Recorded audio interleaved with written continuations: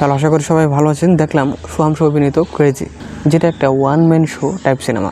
এর আগে অবশ্য আমি 2টা ক্যারেক্টার বা 3টে ক্যারেক্টার দিয়ে বিভিন্ন ধরনের সিনেমা নাটক দেখেছি, কিন্তু এই প্রথম আমার দেখা ওয়ান ম্যান শো বা একটা ক্যারেক্টার দিয়ে পুরো সিনেমা তৈরি করা একটা সিনেমা হচ্ছে ক্রেজি, যেখানে সিনেমাটা প্রায় 1 ঘন্টা 34 মিনিটের একটা সিনেমা, কিন্তু সেখানে 1 ঘন্টা 30 মিনিটের মতনই পুরা সিনেমাতে শুধুমাত্র একটা ক্যারেক্টার অর্থাৎ সোহাম শাহর অভিনয় রয়েছে।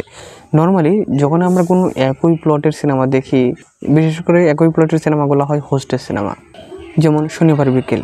এটা একটা হোস্টের সিনেমা এবং এটা একটা রেস্টুরেন্টের ভিতর সমস্ত ঘটনা। এটা একটি একই প্লটের উপর ডিপেন্ড করে তৈরি করা সিনেমা। তেমনি 1-2 ক্যারেক্টার সিনেমাগুলো এরকম হয় নর্মালি, কিন্তু এটা একটা থ্রিলার এবং কিডন্যাপিং সিনেমা, যেখানে পুরো 1.5 ঘন্টা। কিন্তু ক্রেজি সিনেমায় শুধুমাত্র একটা ক্যারেক্টার শুরু থেকে গল্পের শেষ পর্যন্ত গল্পকে এগিয়ে নিয়ে যায় এবং এখানে কোনো বোর লাগে না। নর্মালি যেহেতু এক প্লটের সিনেমাগুলা বা গল্পগুলা আমাদেরকে বোর করে ফেলে, কিন্তু সেইটা এখানে হয় না। এর কারণ কি? কারণ হচ্ছে আমরা যতক্ষণ সিনেমাটা দেখতে থাকি ততক্ষণই আমাদের কাছে এটা আরও ইন্টারেস্টিং হতে থাকে। এর কারণ হচ্ছে সিনেমার শুরু থেকে আস্তে আস্তে সময় বাড়তে থাকে, সিনেমার ভিতরের যে গল্পটা সেটা আস্তে আস্তে আরও জটিল থেকে জটিলতর হয়ে যায় এবং একজন দর্শক হিসেবে এই সিনেমাতে ইমোশনাল করে ফেলা বা ওই সিনেমার ক্লাইম্যাক্সে নিজেকে ক্যারেক্টারের যে টেনশনটা সেটা ফিল করার মতন গল্প উপস্থাপনা বা প্রেজেন্টেশন খুব কম সিনেমাতে হয় বা কম সিনেমাতেই পরিচালকরা দিতে পারে।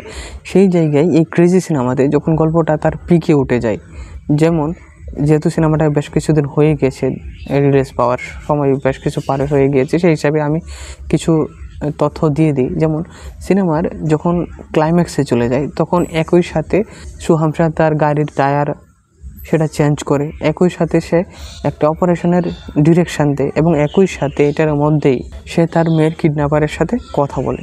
এই সবগুলা ঘটে একই সাথে।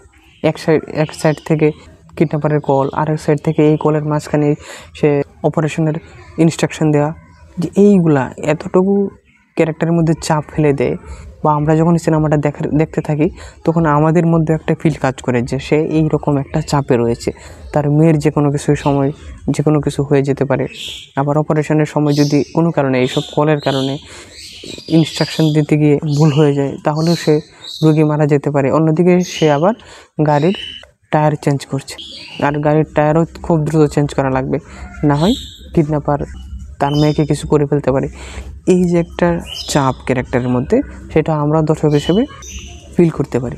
এইখানে কিন্তু ক্যারেক্টারের সার্থকতা এবং সিনেমার যে পরিচালক গিরিশ কোহলি তার সার্থকতা, যে সে একটা one man show type cinema দিয়েও আমাদেরকে গল্পের মধ্যে কানেক্ট করে ফেলতে পারে।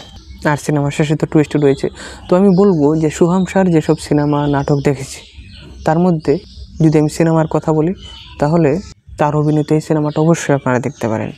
আর এর মধ্যে সিনেমার বিজিএম বা ব্যাকগ্রাউন্ড মিউজিক হিসেবে কিছু পুরান গান ইউজ করা হয়েছে হিন্দি সিনেমা থেকে, যেমন গলিমার ভেজে মে তার সিনেমার সিন অনুযায়ী ব্যবহার করা হয়েছে। আবার অভিমন্যু ফাঁস গেয়া এই গানটা ব্যবহার করা হয়েছে, যেগুলা সিনেমার প্রমোশনের সময় এই গানগুলা ব্যবহার করা হয়েছিল। সিনেমাতেও কি সিনেমার চরিত্র অনুযায়ী এবং প্রেক্ষাপট অনুযায়ী গানগুলা ব্যবহার করা হয়েছে, যে কারণে গানগুলা পুরানো হলেও সিনেমার ক্যারেক্টারের সাথে এবং প্লট অনুযায়ী আমাদের কাছে ভালো লাগে। আর এর সাথে সাথে ভিজুয়াল এগুলোও ভালো। আর এই সিনেমার পুরো ক্রেডিট চলে যাবে পরিচালক গিরিশ কোহলি এবং অভিনেতা সোহাম শাহর প্রতি, এরা দুজনেরই মূল ক্রেডিট চলে যাবে। আর এছাড়া আমার কাছে মনে হচ্ছে এই সিনেমাতে পরিচালক একটা মেসেজ দিতে চেয়েছেন যে একজন বাবা সে স্বামী হিসেবে যতটুকু সফল বা ব্যর্থ হোক, কিন্তু বাবা তো বাবাই। বাবার কাছে তার সন্তান যদি সুস্থ থাকে অসুস্থ থাকে যাই হোক, তার মধ্যে একটা ইমোশনাল অ্যাটাচমেন্ট এবং রেসপন্সিবিলিটি দুটোই কাজ করে, তেমনি সন্তানেরও তার বাবার প্রতি একটা ইমোশনাল ব্যাপারগুলো কানেক্ট থাকে, সেটা বাবা হিসেবে সে দায়িত্ববান হোক অথবা না হোক। এই ব্যাপারটা যদি কেউ ইগনোর করতে চায় তাহলে পরবর্তীতে সে কি এটার জন্য রিগ্রেট করবে, সেটা সন্তান হোক অথবা পিতামাতা হোক, যেই হোক। আমার কাছে মনে হচ্ছে এই ব্যাপারটা পরিচালক মেসেজ দিতে চেয়েছেন। তো সব মিলিয়ে বলবো, যারা ভালো ভালো থ্রিলার সিনেমা দেখেন তারা এই সিনেমাটা দেখতে পারেন, অবশ্যই একটা দেখার মতন খুব ভালো সিনেমা। এই ছিল আমার কথা। আর আপনারা যারা আমার সাথে অ্যাগ্রি করেন ডিসএগ্রি করেন আমাকে কমেন্টে তাদের মতামত জানাতে পারেন। এই ছিল আমার কথা। আর সিনেমা নিয়ে নতুন নতুন তথ্য পেতে, আপডেট পেতে এবং রিভিউ পেতে আমাদের সাথেই থাকুন। আজকে তাহলে এ পর্যন্ত, সবাইকে ধন্যবাদ।